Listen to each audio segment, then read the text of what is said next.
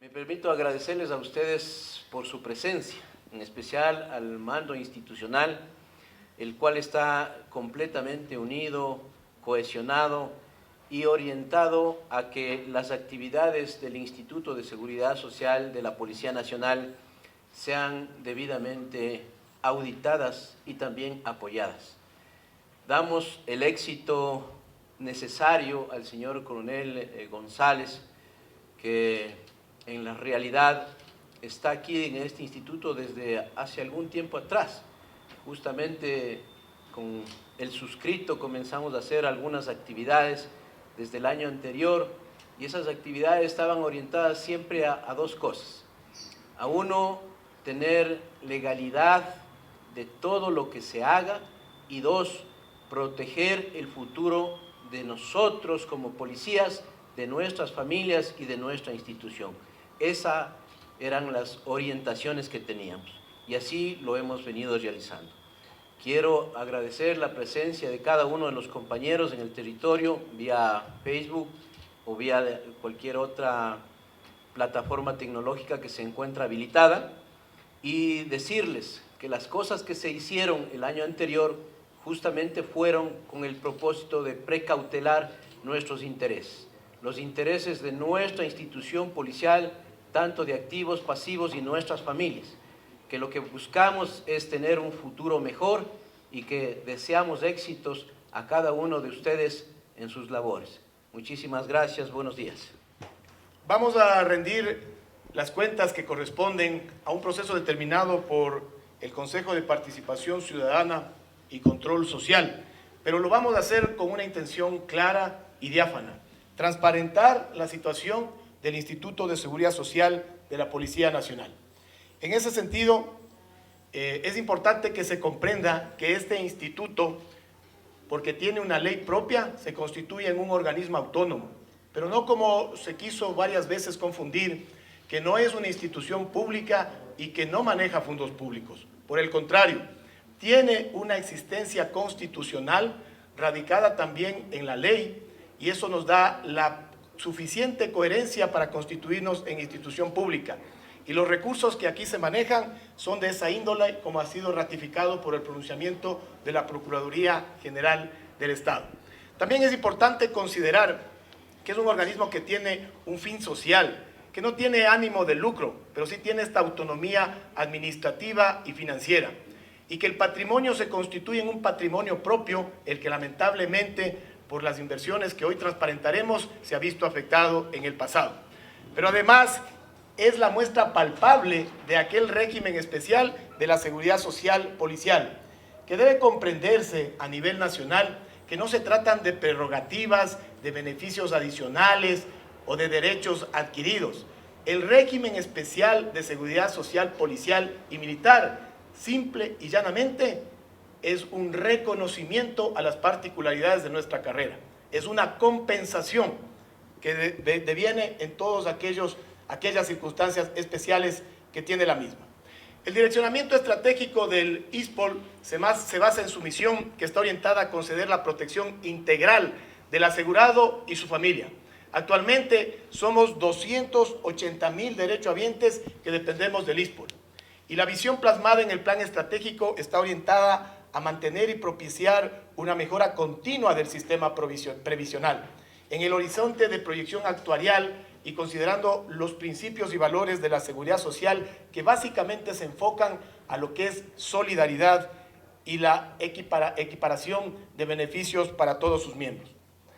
En ese sentido, es importante que recordemos que el asegurado, el afiliado en servicio activo y pasivo del ISPOL, tiene diferentes tipos de seguros a los cuales recurrir. Cuando se presenta un accidente, opera el seguro de invalidez o de accidentes profesionales. Cuando se presenta la situación de desvinculación institucional, opera el seguro de retiro e indemnización profesional.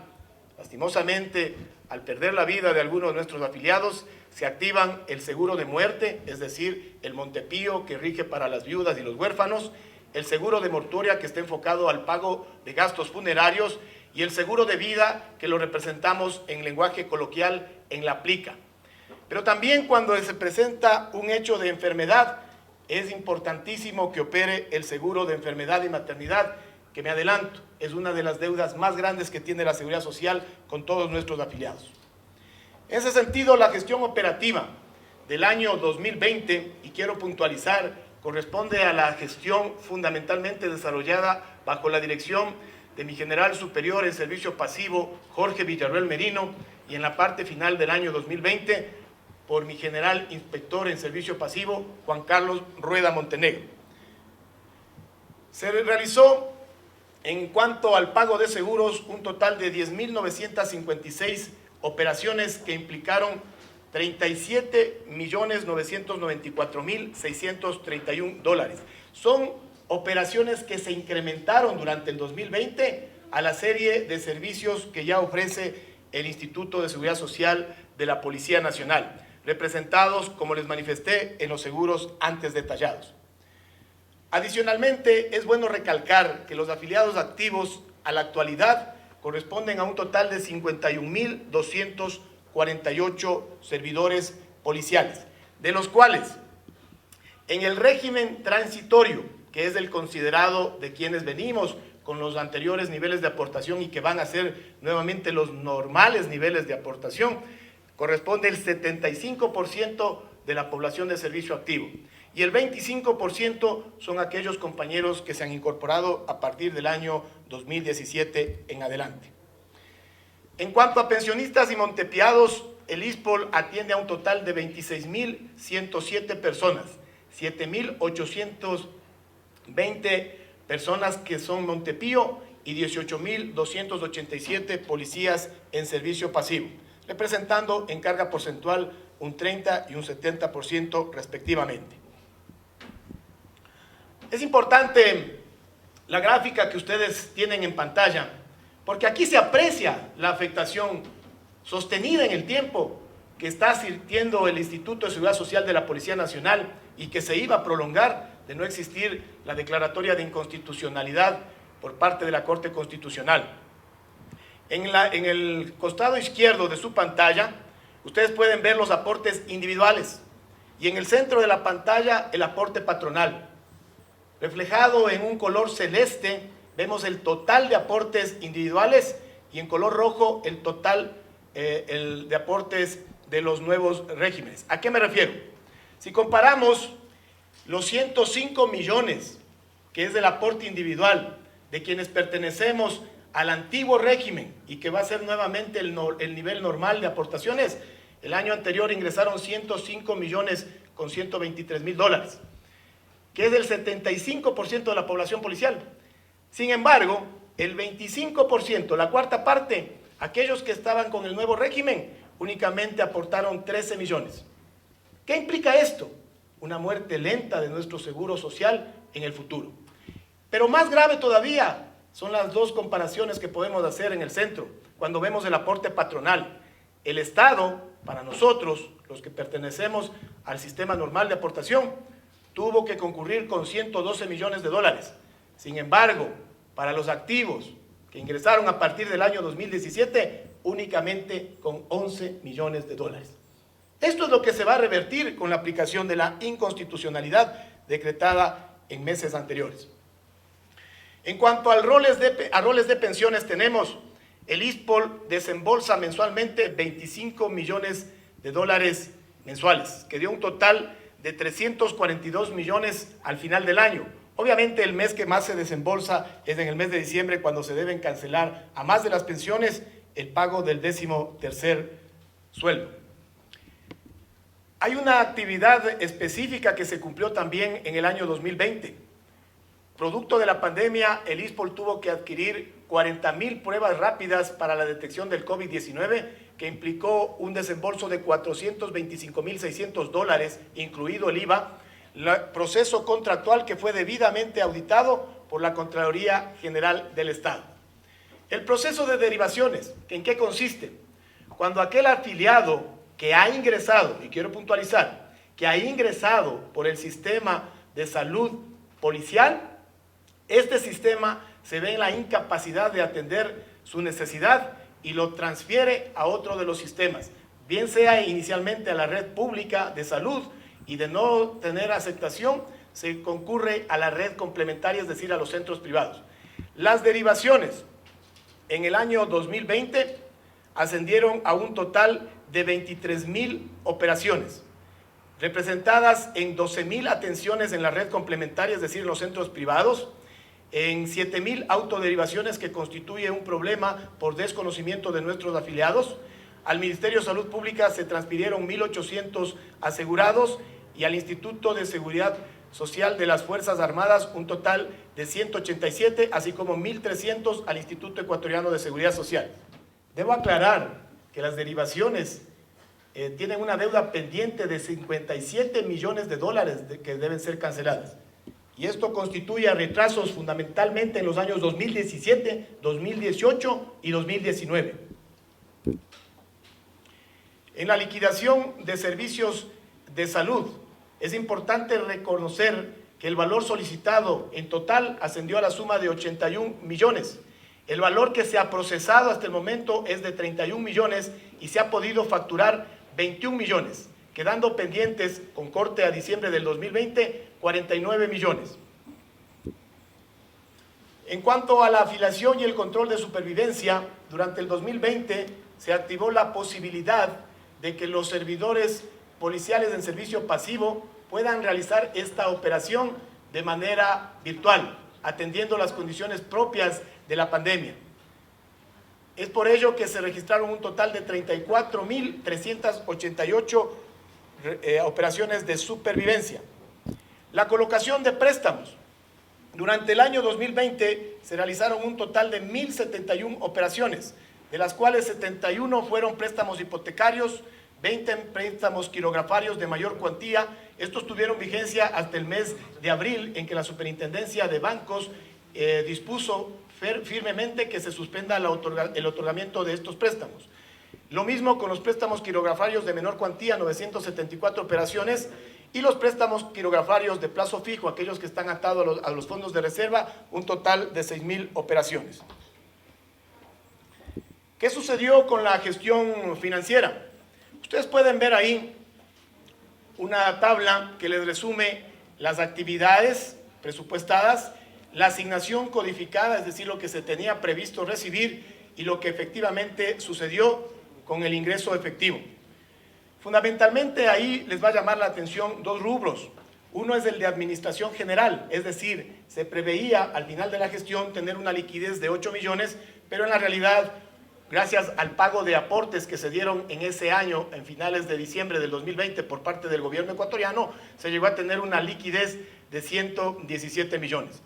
Los demás rubros, como ustedes podrán ver, existe una disminución potencialmente representada en la falta de colocación de inversiones, cuando ustedes pueden ver administración de las inversiones, que tenía presupuestado colocarse 673 millones, pero solo se lograron colocar 185 millones.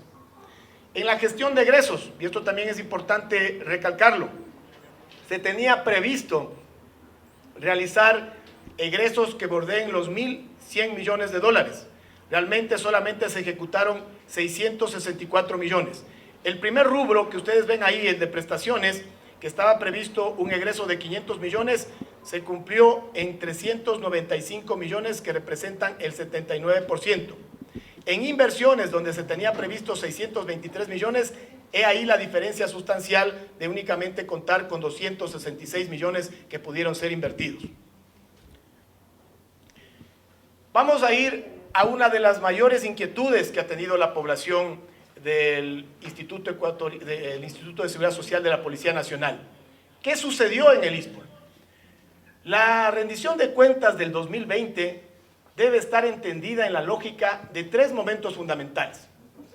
Primero, aquellas operaciones que se han determinado como irregulares y que están siendo investigadas en 12 investigaciones previas por parte de la Fiscalía, de las cuales una ha llegado a la etapa procesal de instrucción fiscal. Todas estas operaciones, hasta el momento, y puntualizo, hasta el momento, porque estamos expuestos a cualquier circunstancia que nos permita detectar otro rubro de estas operaciones irregulares, se produjo en el lapso temporal entre el 2013 y el 2019. Posteriormente, el primer semestre del 2020 debemos considerarlo como un tiempo en el que se empiezan a realizar los hallazgos.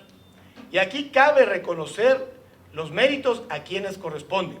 Al equipo de directores que se enrolaron a partir del mes de noviembre del 2019 y que permitieron en su momento realizar esta serie de hallazgos y de descubrimientos que nos han permitido establecer la situación actual del ISPOL.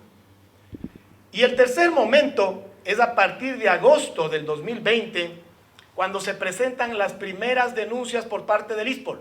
El ISPOL las presentó en Quito, 5 denuncias. La Superintendencia de Compañías en los meses posteriores ha presentado alrededor de 6 denuncias. Y, aunque no es correspondiente al periodo 2020, pero vale traer a término, hace 2 meses el ISPOL presentó su 6ª denuncia en la ciudad de Quito. Todo honor a quien honor merece. Debemos reconocer y ser gratos y reconocer la valía de las personas. Estas denuncias, en su momento, fueron desarrolladas por la entonces ministra de Gobierno, doctora María Paula Romo, de manera pública, pero de manera ejecutorial las realizó mi general Jorge Villarruel Merino, director general del ISPOL. Hay una denuncia también presentada por el ingeniero Cristian Díaz y una denuncia presentada por la ingeniera Marcia Topón. ¿Por qué digo que hay que reconocer? Porque aquí ha habido muchas personas que han transcurrido antes de nosotros para llegar a este momento. La presencia ineludible e indiscutible de Miguel Villarruel al mando de un ISPOL completamente contaminado. La frontalidad de la entonces ministra de Gobierno para asumir inclusive el riesgo político que competía al realizar estas denuncias públicas. Posteriormente, la valentía también de su sucesor, mi general Patricio Pazmiño. En el caso del ISPOL, la inclusión de mi general Juan Carlos Rueda. Y meses posteriores tendríamos también que prescindir de la presencia de mi comandante general Patricio Carrillo. Ellos, junto a los nombres que ya los he enlistado anteriormente, tarde o temprano la historia policial deberá reconocer sus méritos. No soy yo quien los va a enumerar en este momento. Para los compañeros a nivel nacional, lo que ustedes ven en pantalla, esa es la realidad del ISPOL. Esa es la realidad que se encontraron el grupo de directores que se enrolaron en noviembre de 2019. El ISPOL tenía un capital que bordeaba los 1.550 millones de dólares, de los cuales 600 millones estaban dirigidos a las inversiones privativas, es decir, a los préstamos de nuestros propios afiliados. Las inversiones más seguras y más rentables que puede tener el ISPOL, porque tienen una tasa de morosidad inferior al 2%, pero porque además mes a mes lo recuperamos cuando el personal en servicio activo recibe su sueldo o cuando el personal en servicio pasivo recibe su pensión jubilar. Lo que está en rojo a la derecha, los 950 millones, es el rubro que lastimosamente en la actualidad muchos de esos millones se encuentran en la incertidumbre. Representados, 327.3 millones en la tan denominada Operación SWAT, cuyas características técnicas no corresponden a una operación SWAT. En virtud de eso, ¿qué es lo que sucedió? Que el ISPOL, que tenía estos 327.3 millones en bonos de deuda interna, bonos que dicho sea de paso, el Estado ecuatoriano jamás ha dejado de cumplir sus obligaciones, los entregó para presuntamente recibir bonos de deuda externa, lo que no sucedió. Se emitieron unos documentos de carácter internacional denominados Global Depositary Note, que tampoco se encuentran bajo el poder, control o custodia del ISPOL. En virtud de ello, perdimos la titularización de 327.3 millones de dólares en bonos de deuda interna, de los cuales 265 millones todavía se encuentran en el Banco Central y agotaremos todas las gestiones para que dichos montos sean congelados, en virtud de que esta operación representó una serie de irregularidades, inclusive un registro manual por parte del Banco Central de esta operación a través de una casa de valores en lo que se denominaron, según ellos, una operación cruzada, pero que en la práctica implicó la pérdida para el ISPOL de 327.3 millones en titularización y hasta el momento estamos en la incertidumbre de este monto. Tampoco se contó con lo que cuenta en el supuesto convenio de cierre de la operación suscrito, un macro título registrado en alguno de los custodios internacionales, específicamente en Euroclear. No lo tenemos hasta el momento. Carecemos de ese macro título que nos daría la garantía de poseer por lo menos los Global Depositary Notes, ni siquiera los bonos de deuda externa que siempre se hablaba en las propuestas de la supuesta operación SWAP. Vamos al segundo ítem, los bonos con pacto de recompra. La ley del mercado de valores prevé el reporto bursátil bajo ciertas condiciones. Contratos que no superen los 180 días, que sean inscritos en el catastro público. Está prohibida la reinversión y obviamente los bonos materia de esta transacción deben quedar en custodia de un tercero imparcial, que es el que va a velar por los intereses del inversionista fundamentalmente. Adicionalmente, en ciertos casos inclusive se recurre a garantías bancarias adicionales, todo en procura de que el inversionista garantice su capital y su rendimiento. En el ISPOL se han detectado 216 millones realizados en una figura que lo denominaron bonos con pacto de recompra privado. Una figura que en la ley de mercado de valores no existe. ¿Amparados en qué? En una posibilidad que dice la ley del ISPOL, que el ISPOL podrá invertir en el mercado bursátil, en el mercado extrabursátil y en el mercado privado. Pero obviamente el mercado bursátil se rige por la ley de mercado de valores y en cambio el mercado privado se rige por el Código de Comercio. No puede una institución pública ir alegremente por el mercado privado firmando los documentos que se les ocurra a una o dos personas. ¿Cuál es el inconveniente? Que estos bonos con pacto de recompra hay contratos que superan los 500 a los 700 días, que no existen en el custodio al que supuestamente debían entregarse, que adicionalmente se han detectado que al vencimiento lo que normalmente ocurría era una operación de reinversión, es decir, el capital salió y en el mejor de los casos había pago de intereses, mas no había retornos de capitales. Y nunca, obviamente, fueron inscritos en el catastro público. Tan es así que en las intervenciones realizadas por la Superintendencia de Compañías al depósito centralizado de valores, compensación y liquidación de Cevale, se ha detectado estas irregularidades, que no existe la figura del reporto privado. Los bonos puros. Parte de los intereses de esta supuesta operación SWAP, en la cual el ISPOL convino con las administraciones de ese entonces recibir un pago de aproximadamente 20 millones de dólares anuales, con 10 años de gracia para el capital, que si de mantenerse esos bonos en poder del ISPOL, le producían un aproximado de 25 millones de dólares en intereses, es decir, y ahí se aprecia una afectación. Pero que además del año anterior el Estado ecuatoriano produjo un pago de capital de 61 millones de dólares. Es decir, con corte al 2020, el Estado ecuatoriano ha cancelado aproximadamente 185 millones entre intereses y capital de los bonos de deuda interna que eran propiedad del ISPOL.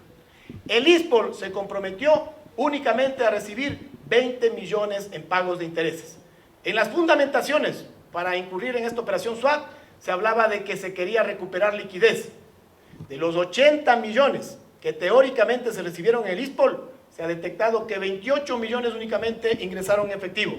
52 millones ingresaron con bonos global ecuatorianos.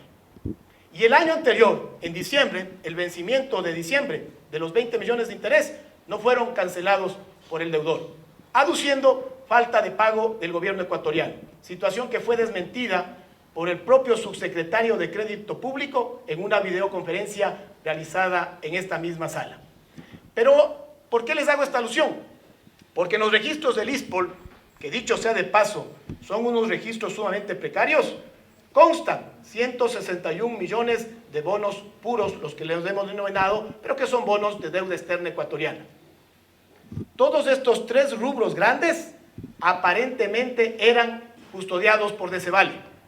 Tenemos en nuestro poder documentos de certificaciones de estados financieros en ese sentido. Sin embargo, a partir del mes de octubre, DECEVALE emite unas certificaciones en las que manifiestan responsabilidad únicamente de ciertos funcionarios y tratan de deslindar su responsabilidad institucional. Pero hay otros tramos, los fideicomisos. Estos fideicomisos han sido observados desde el mes de mayo del 2018. Escúcheseme bien, mayo del 2018, por parte de la Superintendencia de Bancos, donde se determinó que estos fideicomisos más se asemejan a préstamos que a figuras de inversiones. ¿Qué es lo que sucedía? A través fundamentalmente de dos fiduciarias, una en Quito y una en Guayaquil, se constituían estos fideicomisos con los dos comitentes. El ISPOL aportaba dinero, el otro comitente aportaba cualquier otra cosa.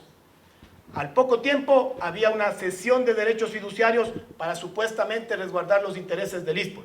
Bueno, en este tramo de las supuestas inversiones tenemos 38 empresas involucradas, con fideicomisos que no tienen garantías reales ni efectivas, porque de así serlo, no tendríamos los 62 millones vencidos de los 69 millones supuestamente invertidos en este tramo. Las facturas comerciales negociables es un instrumento válido del mercado de valores cuando corresponde a transacciones de empresas de reconocido prestigio. ¿En qué consiste?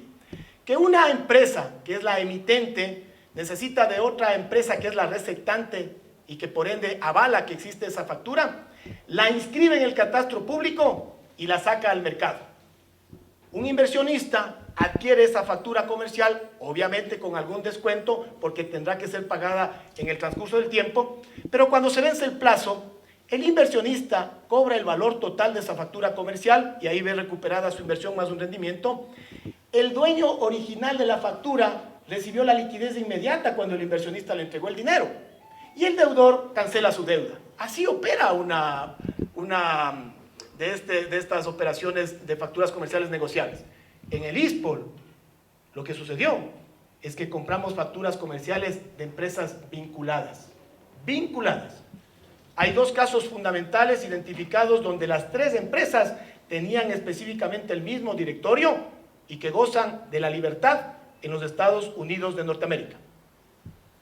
Claro, ¿qué es lo que había aquí? La gestión de un director de riesgos que más operaba como un jefe de inversiones, que se pavoneaba en la ciudad de Guayaquil de que él podía colocar los dineros del ISPOL libremente y que era recibido en limusinas, en algazaras y en fiestas.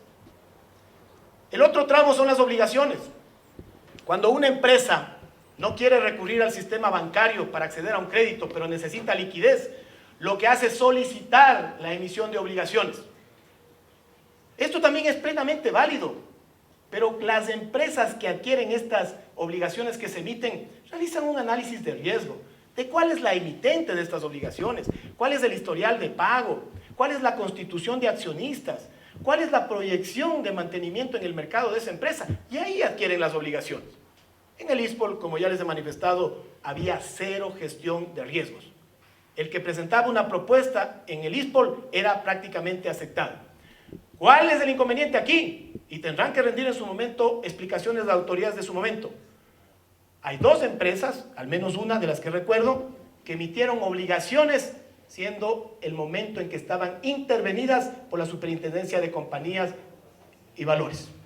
Es decir, el ente de control permitió que se emitan obligaciones de empresas que en este momento se encuentran en liquidación, sumamente cuestionadas en su estructura financiera y contable.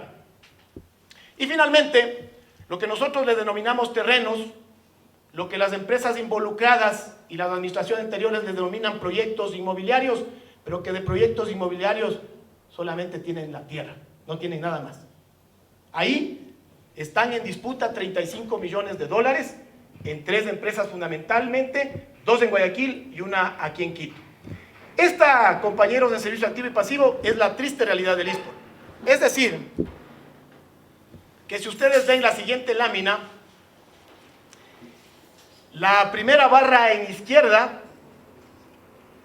son los 1.100 millones que teníamos en inversiones no privativas y en verde los 516 millones que teníamos en inversiones privativas. Eso constituía sumado el capital total del ISPOL que bordeaba los 1.600 millones.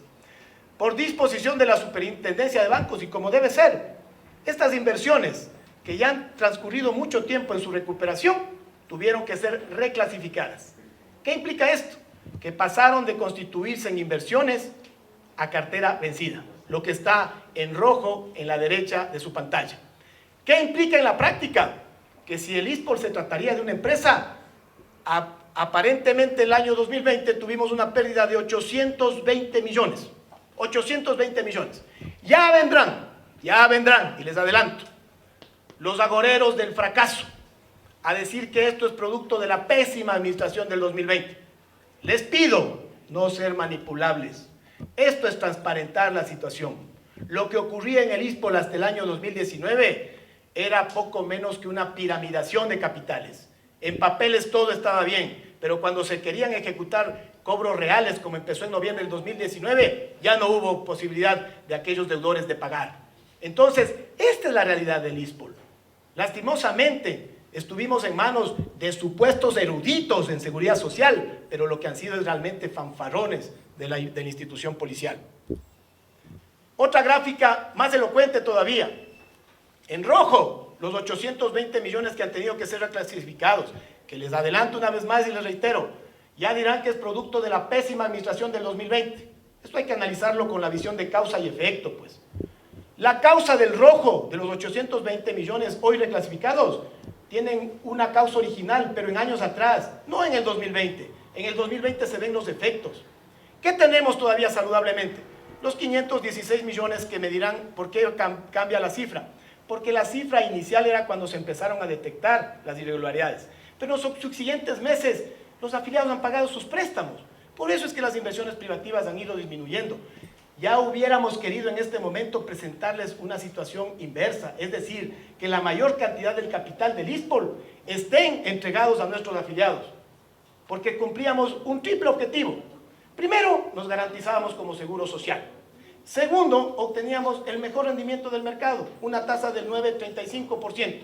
Pero además, cumplíamos el rol social. Imagínense lo que hubiera sido tener de los 820, 500 millones más entregados en préstamos a nuestros afiliados. En la gestión administrativa, también es interesante transparentar las cifras para que se sepa que no todo lo que se dice es verdad. Cuando vemos en la parte izquierda la planta de personal civil y policial que aquí había y que eran 49 civiles y 124 policías, a la derecha vemos en el año 2020 un incremento en la planta de civiles que subió a 67 y los policías disminuyeron a 116. Bueno, esto tiene una explicación. Fundamentalmente las derivaciones que les manifestábamos, que la administración de Miguel Ángel Villarroel recibió con un embudo de aproximadamente 40 millones de dólares, que tienen que ser pagados a la red complementaria fundamentalmente y también a nuestros hospitales. ¿Qué se requirió? La contratación de médicos y de liquidadores para empezar a evacuar esos valores. Ahí está representado el incremento de 49 a 67 profesionales civiles fundamentalmente. Pero además les adelanto, vamos a tener que contratar en el futuro a más profesionales técnicos, porque una de las debilidades del ISPOL es su gobierno corporativo. En compras públicas, el año 2020 se realizaron contratos por un total de $381,000 en las diferentes modalidades de contratación pública. Hemos puesto aquí una tabla descendente en la que les explica los valores de los mayores contratos. En limpieza, $97,000, en contratación de servicios de enlace, $85,000, en las pólizas de seguro para los bienes del ISPOL, $54,000, en una consultoría de seguridad, $42,000, y en contratación de mensajería, $15,000. Los otros son rubros menores, pero que están disponibles para absolutamente todos aquellos compañeros que quieran acercarse al ISPOL y auditar estas cuentas. En cuanto a lo técnico, que es el cumplimiento del plan estratégico institucional, tenemos y se habla de un 95% de cumplimiento. ¿Por qué les digo que se habla? Porque en la realidad, al mes de mayo del 2021, en el ISPOL nos manejamos todavía de una situación y una manera precaria que para el año 2010 ya estaría obsoleto. No tenemos un sistema de business intelligence. No contamos, el director general no cuenta con un cuadro de mando integral, un verdadero balance scorecard, que le permita in situ, al momento, verificar cómo están las inversiones, cuál rendimiento, qué nivel de prestaciones están implantadas en nuestros afiliados, cómo está el nivel de recuperación.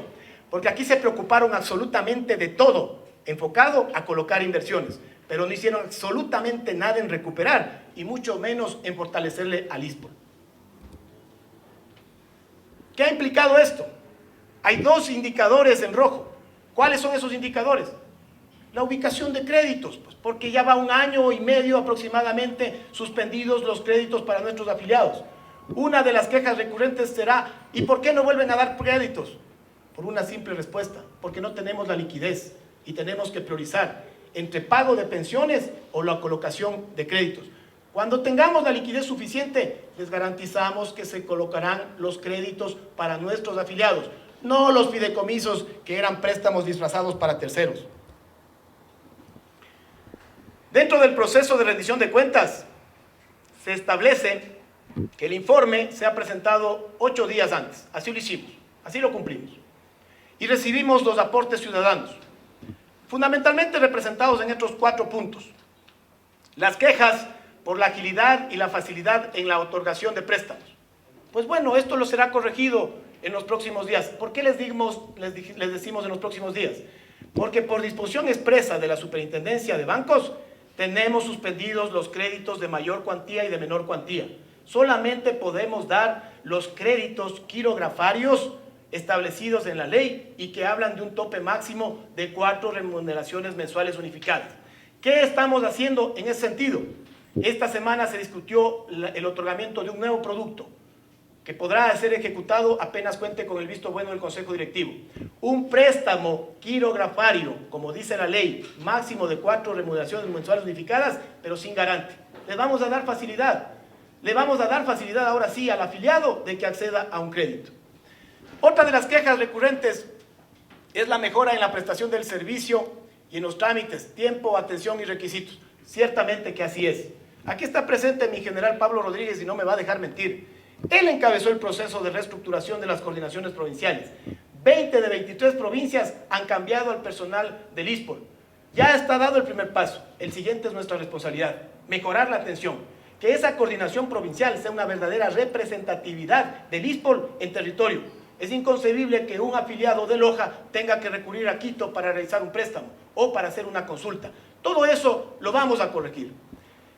Que se mejore la comunicación en la gestión del ISPOL.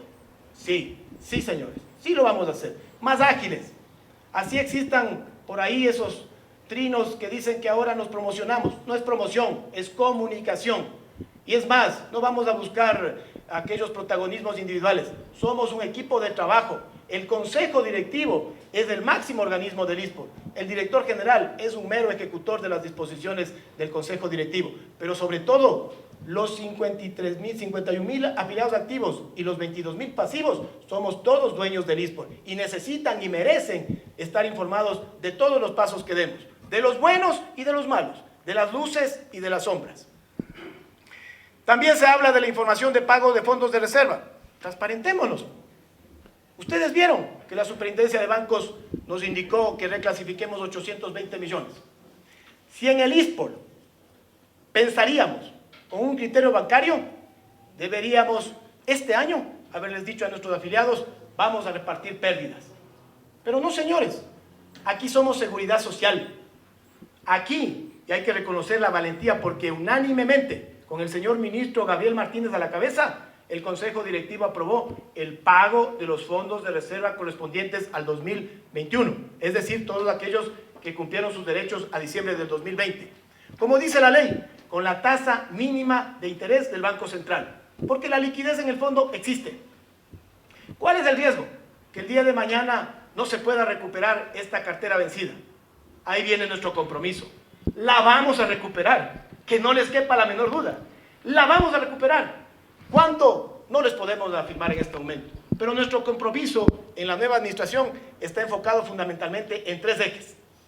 Lograr en los próximos 2 años una estabilización de la atención del seguro de enfermedad y maternidad. Precario. Hoy mismo, terminando esta rendición de cuentas, bajaremos a suscribir la transferencia de 4.3 millones al Hospital Quito número 1. Como un primer paso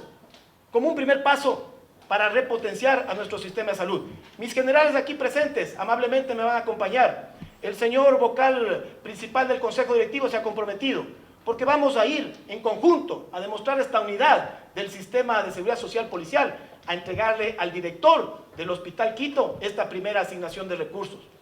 Pero en los próximos días transferiremos también 1.5 millones de dólares a la Dirección Nacional de Atención Integral en Salud y $1 millón al Hospital Guayaquil. Eso lo podemos hacer en este año.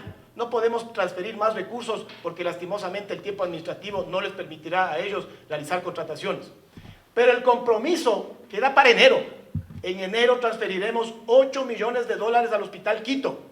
Transferiremos aproximadamente 2 millones a la Dirección Nacional de Atención Integral en Salud y aproximadamente 3 millones al Hospital Guayaquil.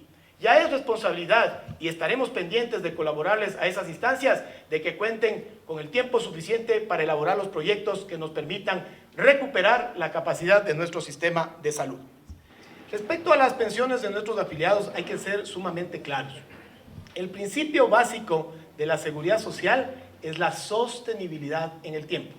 Es decir, no podemos aplicar principios de pan para hoy y hambre para mañana. Si hoy nuestros afiliados en servicio pasivo gozan de pensiones dignas, muchos de ellos superiores al promedio de las pensiones en el Instituto Ecuatoriano de Seguridad Social, y ya expliqué que no son ningunas prerrogativas ni ningunas canonjías, sino derechos debidamente ganados, son producto de la visión, de la entrega y del compromiso de nuestros antecesores de muchos años atrás. Hoy tenemos que pensar en los policías que todavía ni siquiera han nacido. Eso es seguridad social. Eso es seguridad social. Se hablaba infundadamente de que una persona, me refiero a un afiliado en servicio pasivo, cuando fallece, su viuda únicamente puede acceder al 40% de su pensión jubilar. Depende de las circunstancias. De entrada, si solamente es la viuda, accede al 75% de su pensión jubilar. Si es la viuda y un hijo, acceden al 100% de la pensión jubilar, dividido proporcionalmente en 50%. Si es la viuda y 2 hijos, la viuda accede al 40% y cada uno de los hijos al 30%, es decir, al 100% de la pensión jubilar. Y así hay una serie de casos más que ofrecemos públicamente. En los próximos días subiremos a nuestra página web una serie de videos explicativos, porque nuestros afiliados deben comprender en primer lugar los seguros que aquí se emiten. El seguro de retiro, invalidez y muerte y cuáles son las condiciones del mismo. El seguro de enfermedad y maternidad, precario como lo hemos asumido. El seguro de fondos de reserva. El seguro de accidentes profesionales. Hay compañeros que se accidentan laborando y no saben que aquí tienen derecho a una indemnización.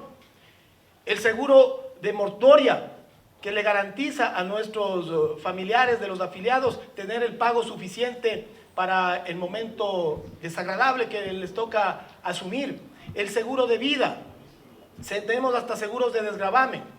Es decir, todo esto tendrá que ser debidamente informado a nuestros afiliados, que sepan que cuando tienen una necesidad de enfermedad deben concurrir obligadamente a un centro médico a nivel nacional de la Policía Nacional o a uno de los 2 hospitales para que ellos activen el proceso de derivación y ahí queden completamente cubiertos en la parte financiera. ¿Cómo nos rompe el corazón saber de compañeros que han concurrido directamente a centros privados y que lastimosamente por norma y por ley no podemos nosotros pagar esos gastos? No los podemos hacer. Está en curso, y aquí está presente mi general Víctor Arauz, que está integrando esa comisión legislativa, la elaboración de la nueva ley de seguridad social de la Policía Nacional. Ahí vamos a tener que plasmar todas nuestras aspiraciones. Por ejemplo, que se ratifique, y hay que reconocer también el aporte del exministro de Gobierno Gabriel Martínez. De él surgió la capacidad coactiva para el ISPOL, que la tiene el IES, que la tiene el ISPA, pero que todavía no la tiene el ISPOL, que está en manos del señor presidente constitucional de la República, Guillermo Lasso, y que estamos convencidos que en los próximos días el veto será favorable por 2 aspectos fundamentales. La eliminación de este descuento del 40% de las pensiones cuando un afiliado en servicio pasivo vuelve a trabajar, y la capacidad coactiva que nos permitirá recuperar gran parte de esos 820 millones que están en cartera vencida. Además, ¿qué debemos tener en consideración en esta ley? Obligadamente, por principios de sostenibilidad, vamos a tener que migrar de los 20 a los 25 años de aportaciones. conservar la autonomía administrativa y financiera, pero que los organismos de control también nos permitan realizar auditorías externas, para que cada 2 años nosotros, a más de la supervisión de la Superintendencia de Bancos o del control que nos realiza la Contraloría General del Estado, podamos contratar una auditoría externa y tener esa tranquilidad de que las cosas ya se están haciendo de mejor manera. Vamos a tener que en esa ley fortalecer el gobierno corporativo. Algunos hablan de comisión de fiscalización, otros hablan de comité de fiscalización. No hay problema, se puede incluir todo eso. También debemos recurrir a la figura del oficial de cumplimiento. Pero la intención, queridos afiliados en servicio activo y pasivo, es que en un plazo no mayor a 2 años, logremos estabilizar, como les digo, al sistema de salud con estos recursos que van orientados ¿a qué? A que paulatinamente las derivaciones disminuyan, porque si sigue el nivel de incremento de las derivaciones, es un desangre de recursos insostenible en el tiempo. Ya se adquirió un tomógrafo en el Hospital Quito, ya se habilitaron 5 quirófanos. Con estos 4.300.000 que vamos a entregar hoy día se adquirirán medicamentos e insumos. Pero la intención es que nuestros 2 hospitales vuelvan a ser ese hospital que conocimos hace 20 años y que nuestro sistema de salud esté fortalecido para que las derivaciones sean la excepción, no la norma en cuanto a salud. Pero recuerden también que en los meses anteriores, no corresponde al 2020, pero en los meses anteriores se efectuó la primera derivación internacional, un hito histórico para el ISPOL. ¿Qué vamos a hacer en este gobierno corporativo? Dejarle reforzado y va de la mano de lo que es el acompañamiento informático y la implementación de estas certificaciones antisobornos. Todo lo que se pueda hacer para garantizar que estas operaciones irregulares no se vuelvan a cometer en el ISPOL, para que nuestros recursos estén garantizados. No es mi obligación, pero la he asumido como director general, mensualmente como corresponde en la empresa privada, presentar un informe de gestión al Consejo Directivo, cosa que no sucedía antes. En el 2018 hubo 4 sesiones de Consejo Directivo. Vayan a saber ustedes por qué intereses. Y finalmente, la recuperación de la cartera. Con esto cierro, mis generales. Sabemos a quiénes nos enfrentamos y quiero dejarles un mensaje. El caso ISPOL, en mi plano personal, lo identifico como crimen organizado político, económico, transnacional. Y no es el tiempo ni el momento oportuno para describir actores ni circunstancias. A cualquiera de ustedes les invito a visitarme en el ISPOL y lo haré, como lo he hecho ya con otras personas. Pero a esa mafia, a ese crimen organizado, que también debe estar aquí, pendiente, viéndonos a nivel nacional, va este mensaje. Seremos como los espartanos en el paso de las Termópilas. Sabemos que algunos sucumbirán, pero avanzaremos como en Samaria y finalmente triunfaremos como en la batalla de Platea, que implicó la destrucción del poderoso Jerjes I. Crimen organizado, les comparamos con Jerjes I, pero sepan que aquí no se trata de personas, los individuos somos descartables, esto es valores, es principio, es doctrina, es la Policía Nacional en su conjunto. Independientemente de quién ostente el cargo de director general, vendrán otros, mejores, más preparados, más competentes y más valientes. Porque el ISPOL somos todos. ¿Y saben qué? Somos el nuevo ISPOL. Muchas gracias.